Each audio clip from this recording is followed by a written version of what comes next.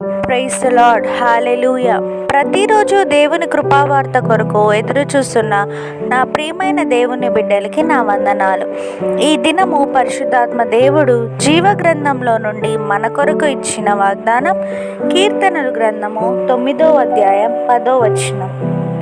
యెహోవా, నిన్ను ఆశ్రయించు వారిని నీవు విడిచిపెట్టువాడవు కావున నీ నామం ఎరిగిన వారు నిన్ను నమ్ముకొందురు. ఆమేన్. Verse of the day, Psalms chapter 9 verse 10. And those who know your name put their trust in you.